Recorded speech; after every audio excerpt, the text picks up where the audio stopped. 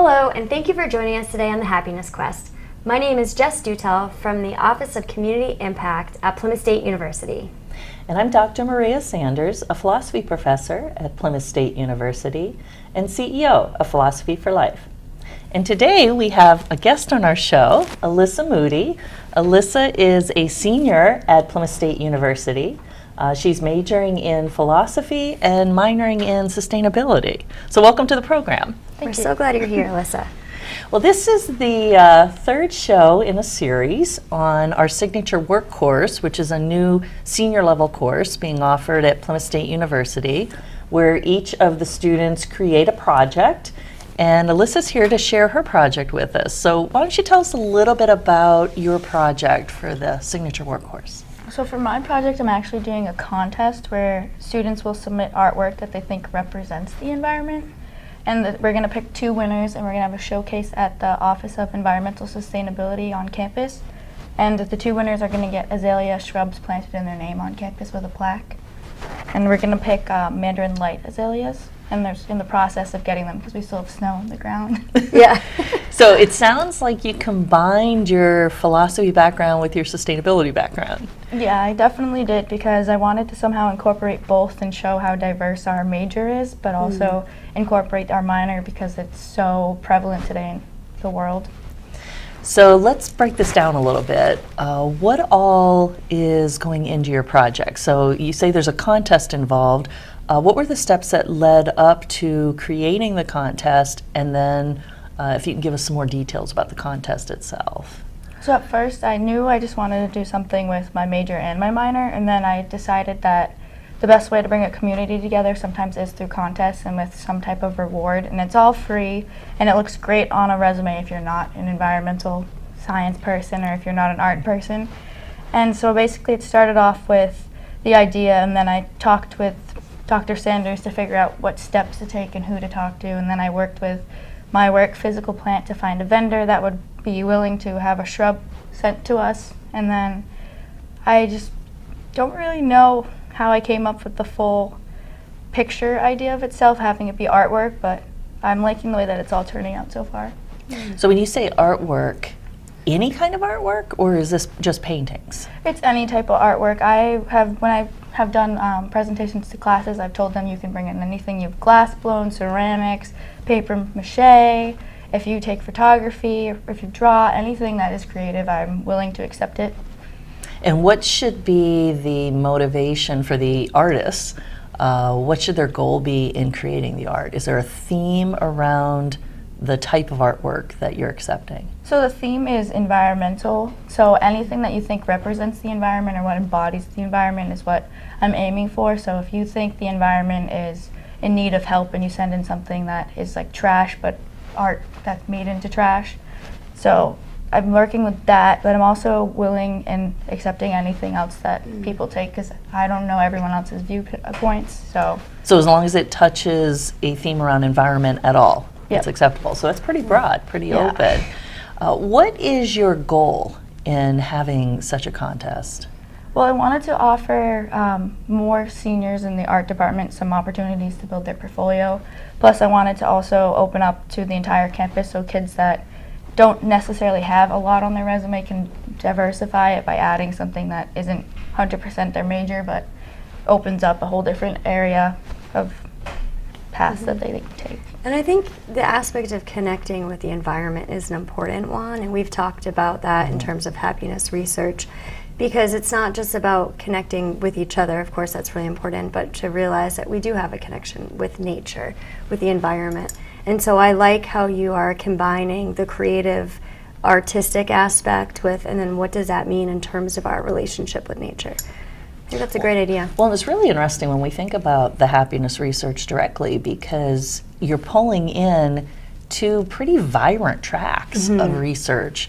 The artwork and creativity research that we find impacts happiness directly, but also the environment. You know, what comes to mind is there seems to be a surge here lately of what they're calling forest bathing. Have you seen this, where you just go out amongst the trees? And it's really just getting out into the environment. Or for us here in New Hampshire, as we're slowly getting into spring, even though the calendar said it weeks ago. Waiting for the snow to melt. Right. The lack of vitamin D quite often during our long winters, and just not being able to be outdoors for long periods of time when you have those 30 degrees below zero weather, you do see the difference in people's levels of happiness when they're able to get out and really immerse themselves in the environment. All too often we think of ourselves like we're separate from the environment. We're part of it. We're part of it. Yeah. So there's something missing when we're not actually immersed in the environment. I've shared before, I'm allergic to everything in nature, it feels like. So I was sharing with a faculty member and a good friend on campus about that. And I said, sometimes I feel like nature doesn't like me.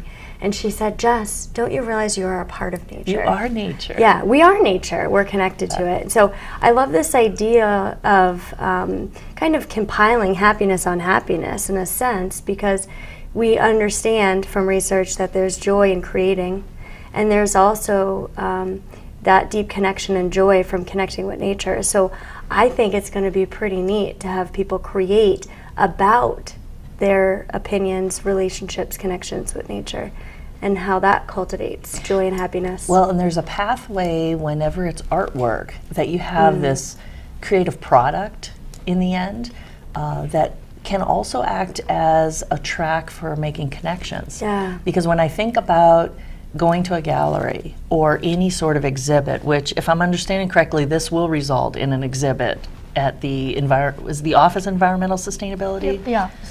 So as I'm observing art, I have a connection being made there with the artwork itself. But as both of us observe the artwork and now start talking about the artwork, there's another layer of connection that happens just with the people attending the exhibit. And so again, when we think about that happiness research, the more connected we feel, not just with the environment, but with our communities, also impacts our levels of happiness. So there's so many layers to this, that it's a very rich project. It's more than just a contest. It's an invitation to cultivate some happiness in your life, and then to share that in a way that sparks joy and happiness in other people's lives. While still raising that awareness love it. of all these environmental issues. So getting back to the actual contest, when and how long are you accepting artwork? Like, where do they submit? How do they submit? If people want to get involved. So mainly I'm having people bring their artwork to the Office of Environmental Sustainability, which is between the Counseling Center and Geneva Smith on campus. It's also across from Hyde on the back side.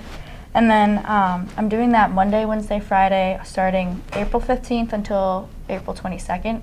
So it's a Monday, Wednesday, Friday, Monday. And that's between 2 to 4 p.m. And then I'm also, if that time doesn't work for you, I'm willing to have email submissions, or if you want to meet up at a different time, just email me about it. My email is on the contest flyer if you have received it. And I'm pretty sure I put it in a bunch of departments' mail, so we'll see how that works out. But you can definitely come in Monday, Wednesday, Friday, 2 to 4, between the 15th of April and the 22nd, and I will be at the Office of Environmental Sustainability, just sitting there waiting. And if people have additional questions, you're the person they should contact? Yep, so my email is at the bottom of the flyer, and if anyone has any questions, and if anyone's watching this that has any questions, you can contact me at aam1018@plymouth.edu, and I'm always on my email because I'm checking it frequently just to make sure that I'm not missing anything, and if anyone has any vital questions, I'm right there to respond. Who will be judging the artwork? You said it's a contest.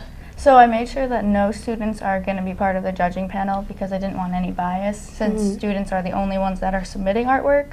So I have a panel of about 7 teachers and faculty from all different mediums. So I have someone from environmental, I have someone from art, I have someone from philosophy. I'm looking into working with someone from the art department, but the dance, music, art type of department, so I can really bring all the aspects in together.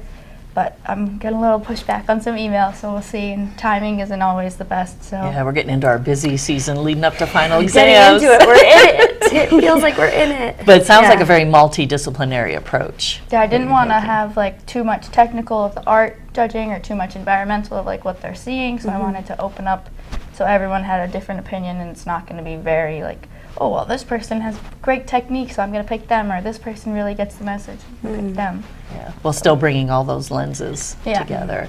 So now, what if we have someone watching right now who's not a student or an employee of Plymouth State University? How can they be involved in your project? So if you're not a student or if you're not involved in the Plymouth State faculty and staff, then you can come to the showcase that we're going to have on Monday, April 29th at 4 o'clock. We don't have a set time to end it yet because I'm not sure how many people will be showing up, but it will also be at the Office of Environmental Sustainability, which is on campus, again, between the Counseling Center and Geneva Smith. And that's where we'll be also announcing the 2 winners, and they'll get a little certificate because there's still a chance we can't plant the azaleas due to the frozen ground. So we'll see. But Yeah. the azaleas will be planted Yeah. when the Yeah. ground is ready. I As love soon that as the idea. ground meets, yes, this I project. think that's a beautiful idea to honor the person who won the contest in terms of planting something in their name and bringing some more nature to our campus. Yeah, that's Yep. nice. We're gonna plant it on the Serenity Garden, which is next to Yep. the Counseling Center. So it's all very peaceful and very like tries to make you feel more involved in your environment. 'Cause Yeah. there's a bunch of benches and there's a little flower garden with rocks that you can sit in. So I'm gonna try to brighten it up a little more because sometimes people go there when they're not the happiest. So I wanted to add something in that would make them feel happier. Yeah. That's a nice next step for the Serenity Garden because it is a little open there right now. So adding a little vegetation and trees and plants would be great. So as you reflect back now on this project, first question I have would be, what challenges did you face? And if you were going to do this kind of project again, I'm thinking in the future if other students have similar ideas, what would you do differently? Well, when I first started the project, I wanted to involve both the elementary school and the high school, but that was completely out of my range with my time frame and like trying to get responses back when they already have so much they're already doing with their curriculum and events they're having personally. So that was definitely a huge struggle at the beginning because I did not think anything was going to work out. But once I just picked PSU as my main source of artwork and had the students do that, it's turned out great so far. I've gotten great feedback. A lot of people have been sending me questions and showing me artwork ideas, and I'm just like kind of helping them blossom what they're thinking of, but I also don't want to like pick what they're doing for them. And then if someone was to ever do this again, I recommend starting first semester of the year and not second semester. And I don't know if you can like still do that if it's a class-oriented type of deal, but if you want to do it personally or like through a different group or club on campus, definitely start at the beginning of the year and build it because that will help you get a better time frame of artwork submissions and really like promote your project. Well, and I love the idea of including the elementary school and the high school, but to your point, starting earlier will give you more lead time to do that, to reach out and to include the broader community in this project. Well, and I really like that idea. I would love to see more projects where it's either the elementary, middle school, high schools, or other organizations in our community bringing an impact on our campus, because the campus itself can become a bubble, you know, where we live in our little academic world, and the reality is, although it is a community, it's a community within a larger community. Yeah, we're connected to the larger Right, the community. richness happens when we pierce that bubble Yeah. and the two communities work together. And so I would love to see more pathways. Yeah. So we'll have to brainstorm for some future projects that we can pull the community more directly onto campus. So what is your favorite part of this project so far? You're So kind of in far. the middle of it right now. Yeah, so since I started my first day of sitting in the Office of Environmental Sustainability for people to submit their artwork to me, so far it's been great to see the feedback and see the way that people have been really interested in this because when I first thought of it, I'm like, will anybody really do this? But I've gotten such great feedback, and I've presented to a bunch of classes. I've talked to some teachers in various departments, and I'm actually supposed to present to the Art of Sustainability class that they have. Tomorrow, not yesterday. So tomorrow I'm supposed to do that, and that will be fun because they just did a project where they created a bunch of art out of trash because it's supposed to be like art of sustainability, and it really combines my entire project into one. So that will be great, and I've made a lot of connections with people that I necessarily didn't know before. So it's really nice to see the community we have here and how strong we are. Do you find most of the interest is coming from art students or from other majors? It's more other majors because I really, every time I present, I push the idea of this would look great on your resume, and like not many people can say they were in a showcase that when they're not an art major, or like if you're not like a writer or something in that sense. So it's gonna look great on a resume, and there will be a showcase regardless, so your art will be put up. And then Brian Eisenhower, who's kind of like the main person of the Office of Environmental Sustainability, is willing to take artwork from this contest and decorate the whole building, because right now it's a little bland, but he was like, I will personally like pick out everything, and I'll like ask every single person if they want to have their art here. And he's even said that he's willing to buy some of it if it's like gotten to that point, like say you have a great piece and you don't want to give it up, he's willing to buy it if there is a price to it. Well, that's It's wonderful. So, multifaceted. right, it goes Yeah. way beyond just a contest, Yeah. that they can have their artwork live on campus. I love that. I mean, it really is about a journey, right? About self-expression and connecting with one's relationship with nature through a creative art project. And I think it's a busy time, like you mentioned, but I think anytime we pause, especially when we're in a high stress time period, which we are on campus, to take pause, to engage in some self-expression and some creative outlet, I think that's rewarding in and of itself. But then to know that it's going to be passed forward, that people are going to get to appreciate that art, not just at the showcase, but it's going to live on in the office, which I think is wonderful, you know? So it really is multifaceted, and it does cause a ripple effect, I think. Absolutely. Yeah. Well, and I asked the questions about challenges and kind of your favorite parts and lessons learned, because especially as a philosophy major, that reflective piece is so important. But even more generally, whether we're formal students, like the ones involved in this project, or just informal students of life, learning really happens when we make ourselves vulnerable and when things don't go as planned. Those tend to be the most meaningful learning moments. And so that's why I think it's extremely important anytime we're engaged in any activity, whether it's part of a formal class or whether it's tied to just a life experience, that we take that time to reflect upon what went right and the challenges. Because again, it's really not about successes and failures. We've talked about this so many times, it's that growth mentality. Yes, absolutely. You know, where everything is a step to the next thing. And so what may even look like a failure today could be our greatest success. And vice versa. What might look like a success, we look back at it and go, not so much. But it's that we keep moving and growing and learning. And that's why I love that you invited students outside of the art discipline to engage, because sometimes it's when we get out of our comfort zone, you know, that we grow the most. So well, and there's so many different ways to think through a topic and to share your ideas with someone else. I mean, all too often, and philosophy is definitely one of the disciplines that falls prey to this, we get locked into writing papers. You know, write a paper.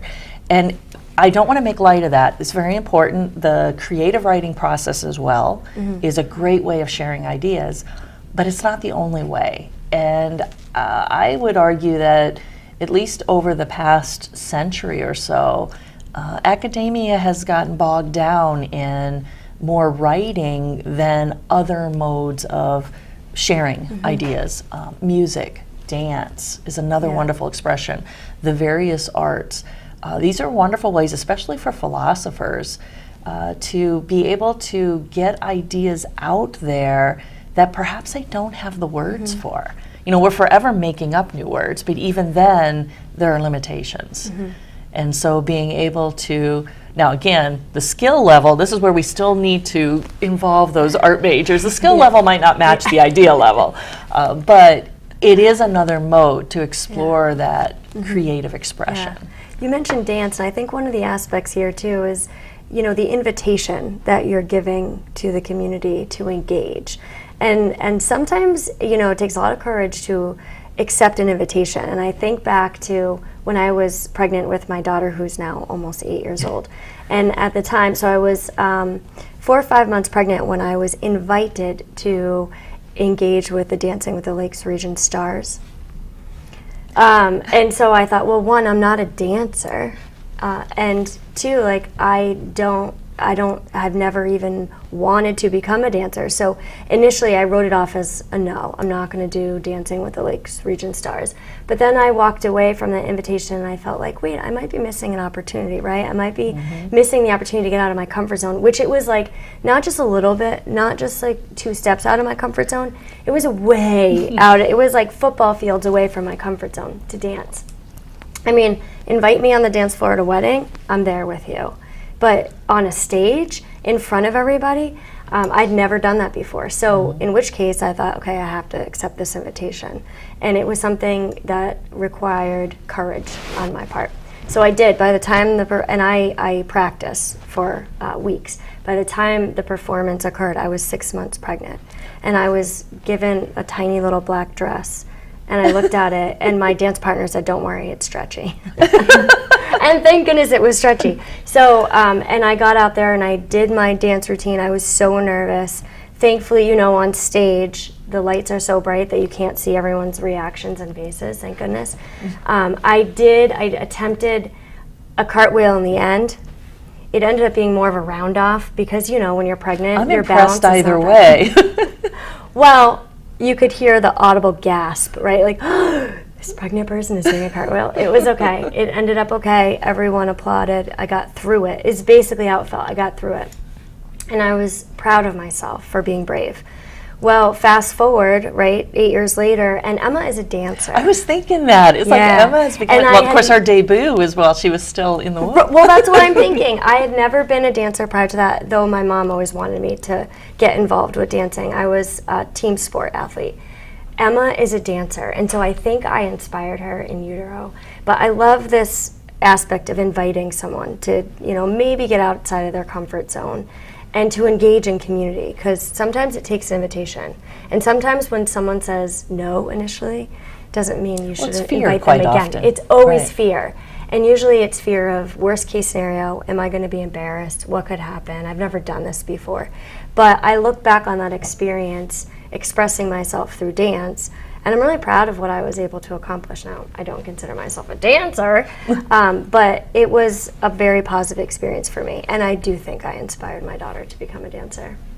Well, when you think about it, how can we really even know the things that will bring us happiness if we're not trying a wide variety of things? Yeah. So getting out of our comfort zones is so essential. Yep, Absolutely absolutely. is. So as a senior now, knock on wood, you're down to your last few weeks. Oh my, they're going to go by so quickly. What did you find, being both a philosophy major and a sustainability minor, what did this project offer you as an opportunity to basically use your various areas of interest in a very practical way? Well, this definitely showed me more of the professional aspect of life, because I've always been the student, never like, oh, this is my project, I want to pitch it to you. Like, will you sponsor me? Will you be a vendor? Will you partner with me? And it never was that before. It was more of like, oh, I got assigned in this group project and I'm forced to work with these people. But now it's like I have to pitch myself so they'll choose to work with me. And it's such a different aspect of life, I feel like, because I've always been in this little bubble. Like, I'm a student, I have my teachers to protect me, but now I had to kind of like force myself out of that bubble to be like, oh, it's actually me who's in charge of this, so I'm gonna do this and I'm gonna make it work. And no matter how many times things like started to look like they weren't gonna work out, I just had to keep pushing and pushing to like make sure what I was doing is what I was able to like pitch to people. And I had so many struggles at the beginning, like just figuring out my wording, but it all came together luckily. And It's all about persistence, right? Oh, it really is. And it's interesting how things don't typically work out the way we anticipate they're going to, but they still work out. Yep. You know. Sure. So is there anything you'd like to add? I know we're just about out of Yeah. time. Is there anything you'd like to add, inviting people to perhaps participate in this, or showing up for the actual kind of the day of the unveiling of who the winners are? Well, I definitely want to say that you can bring your artwork to the Office of Environmental Sustainability Monday, Wednesday, Friday, 2 to 4, between April 15th and April 22nd to be entered, but also send me an email, which I already previously have stated, but if you find the flyer, it's at the bottom. And I am willing to help you if you need photography printed. I'm willing to help you do that, or if you need a different time frame to like set it up, definitely by the end of April 22nd to be entered. But if something is wrong between now and then, I will definitely help you figure out what to do. And then on the 29th, I invite all of you to come to the Office of Environmental Sustainability at 4 p.m. to announce our winners. And that, again, is between the Counseling Center and Geneva Smith on campus. And for all the people that are submitting your artwork, just remember, if you don't have any talent, what you are doing is sustainable by putting something out there and then having it be in an office to be showcased. So if we keep it there, it's going to be sustainable. You're not doing anything wrong. You're actually adding to the bigger picture that you might not see yet. I love it. So if you're a PSU student, consider accepting this invitation. And if you're a community member, consider showing up for the actual event when we unveil the winners. That's great. It's been a pleasure hearing Yeah. about your project, Alyssa. Thanks for joining us today. Yes, thank you so Thank you. much.